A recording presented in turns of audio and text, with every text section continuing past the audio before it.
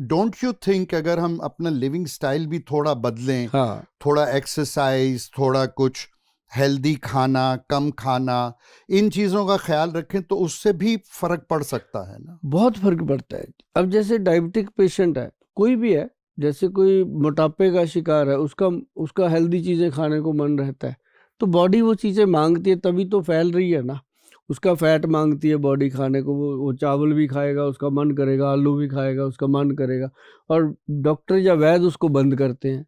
और अपनी टेंडेंसी है हर ह्यूमन बीइंग की, जिस चीज़ को हम मना करेंगे वो ज़्यादा वो करेंगे। करेंगे। अगर उसको बोल दो ना बेटा ये तार में करंट है, इसकी उंगली मत लगाना, जरूर लगा के देखेंगे कि देखेगा। है भी है कि ऐसे ही बोल रहा है। तो ऐसे कई बार जो डॉक्टर बंद करते हैं वो ज़्यादा दिल करता है। तो इसमें अगर डायबिटीज़ में, या मैं आपको बता दूं, सिंपल काम कीजिए। सुबह सुबह आप एक प्लेट सैलड खाइए। सबसे पहला भोजन जो आपका हो वो सैलड होना चाहिए। सेकंड भोजन 15-20 मिनट के बाद फ्रूट होना चाहिए। थर्ड भोजन जो आप जिंदगी में करते हो दिनचर्या, वो होना चाहिए 1 घंटे के बाद। फिर आप दिन में जैसे खाना खाते हो तो बहुत सिंपल होना चाहिए, जैसे माँ राजमा, आलू, चावल, अरबी, भिंडी, सफ़ेद चना, ये 7-8 चीज़ें तो बिल्कुल मना, अच्छा, बंद कर देनी चाहिए। और जैसे कई लोग कहेंगे फिर खाएं क्या, मैंने कहा भी मैंने तो 7 बंद करी हैं, 56 भोग हैं, हाँ कुछ भी बिल्कुल। कुछ भी खाइए। तो मतलब ये जो चीज़ है, अब जैसे तरकारी वाली हरी सब्जियां खाइए, और धनिए की, पुदीने की, लहसुन की चटनी ख़त्म ना होने दीजिए अपनी रसोई घर में।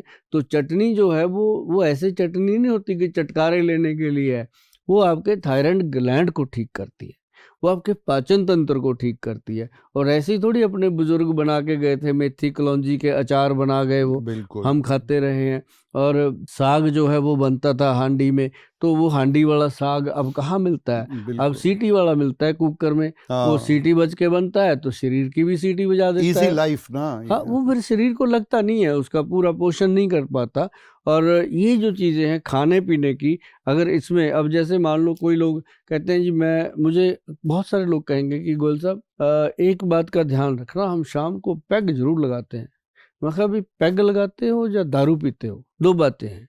अगर तो पैग लगाते हो तो कोई दिक्कत नहीं है, बिल्कुल। अगर दारू पीते हो फिर दिक्कत है। हाँ, कि ऐसा ना हो कि ढक्कन खोला बोतल का, फिर खत्म होने हाँ, के वो खत्म बाद ही होगी तो बंद करेंगे। बाद भी देखते रहे कहीं इधर उधर और तो नहीं पड़ी, तो फिर तो वो पेशेंट का हाल ही बुरा है ना।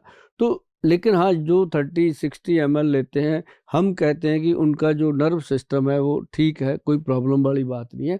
लेकिन बहुत सारे लोग हैं जो इसमें बहुत परहेजी करते हैं, तब जा कर के फिर कभी इंसुलिन का इंजेक्शन लेते हैं, कभी और बहुत सारी चीज़ें हैं। और लाइफस्टाइल में सबसे ज़रूरी है कि जब डायबिटीज़ हो जाए तो मेथी कलौंजी, जो मैं बार बार बोलता हूँ अपने हर शो में, पेंटल जी मैं बताता हूँ, जो जी। फ़ोन आता है उसको भी बताता हूँ, जो पेशेंट आते हैं उनको भी बताता हूँ। मतलब मेथी कलौंजी का पिछला भाव उठा के देखिए कितना बढ़ गया। मैं बोलता रहता हूँ वो बिकती है भाई बाजार में, तो बिकेगी तो बढ़ेगी, बिल्कुल। है ना। तो मतलब ये है कि मेथी और कलौंजी अगर आप लोग भिगो के रात को 2 चुटकी मेथी और 2 चुटकी सिर्फ कलौंजी की पानी में डाल दीजिए, 1 कटोरी पानी लीजिए, कटोरी कांच की होनी चाहिए, ये ध्यान रहे। तो वो सुबह पानी पी लीजिए और वो चबा चबा के खा लीजिए। और ज़्यादा आपको तंदुरुस्ती चाहिए, आप कहते हो वैद्य जी कोई ऐसा एनर्जी टॉनिक दे दो कि शुगर से कमजोरी ना आए, तो देखो भाई हमारे पास तो दवाइयाँ ही होंगी, वैद्य के बिल्कुल। पास वो दवाई खिलाएगा। लेकिन हमारी दवाइयों में भी सफ़ेद मूसली है, सालब पंजा है, सालब मिश्री है, अश्वगंध है, शतावर है, गोखरू है, और ऐसी अनेक चीज़ें, शिलाजीत वगैरह सब पाई हुई है, सोने की भस्म डाली हुई है।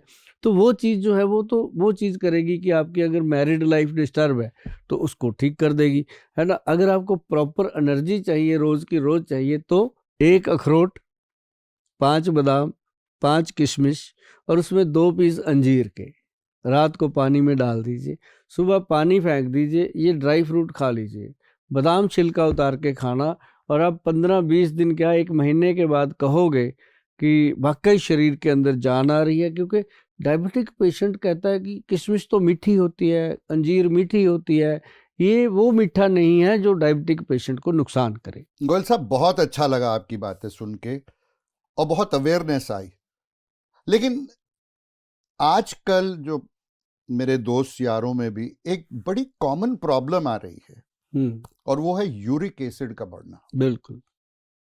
उसके बारे में आपका क्या ख्याल है?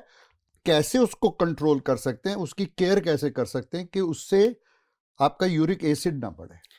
यूरिक एसिड जो है ना जी, ये एक बॉडी का बहुत महत्वपूर्ण एक प्रॉब्लम है, जिसमें कह लो कि किसी भी उम्र में हो जाता है। पहले तो पता ही नहीं चलता। महत्वपूर्ण मैंने क्यों बोला कि इसका पता ही नहीं चलता। आदमी की कभी गांठों में दर्द हो रहा है, कभी पैरों के नीचे, सुबह बेड से नीचे पैर रखने को मन ही नहीं करता उसका, इतने दर्द करते हैं। फिर वो जब चलता फिरता है, धीरे धीरे उसका शरीर चलने लगता है, 15-20 मिनट में भूल जाता है कि कोई प्रॉब्लम थी। हाँ तो इसी कारण वो यूरिक एसिड के लिए ट्रीटमेंट लेता ही नहीं।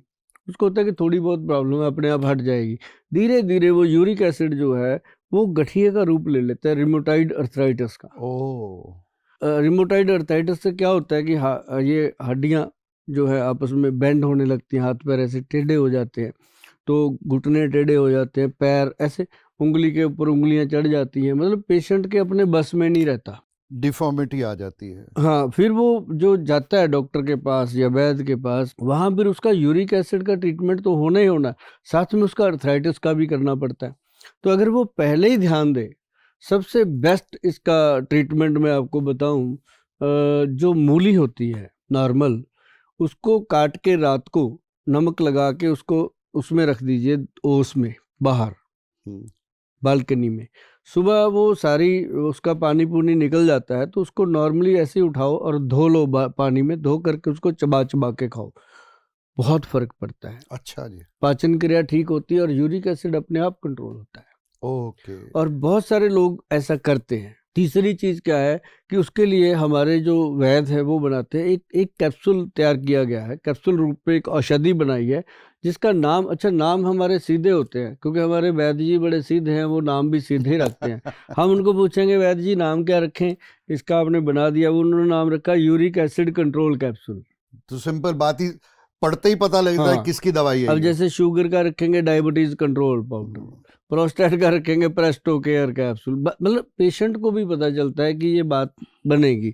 तो ये कैप्सूल है क्या, एक 60 कैप्सूल की बोतल है, 60 कैप्सूल की, एक सुबह एक शाम खाना है। 3 महीने जिसने खा लिया वो जीवन भर कहीं भी कोलेस्ट्रॉल इसको टेस्ट करवाता रहे, यूरिक एसिड को दोबारा नहीं आता। वाह। ये एक अपने आप में एक बहुत बड़ी, क्योंकि इसमें चीजें भी 5-6 डाली हैं और सारी ऊपर मेंशन करी हुई हैं, पेशेंट पढ़ लेता है, उसको पता चल जाता है कि कोई चीज़ ऐसी नहीं है जो उसकी बॉडी को कोई नुकसान करे, बीमारी को ख़त्म करके निकल जाती है। तो ये हुई बात पेंटल जी यूरिक एसिड को ख़त्म करने की। सबसे बेस्ट स्रोत है, 2 चीज़ें घरेलू बता दी मैंने, एक ही मेडिसिन है सिंगल।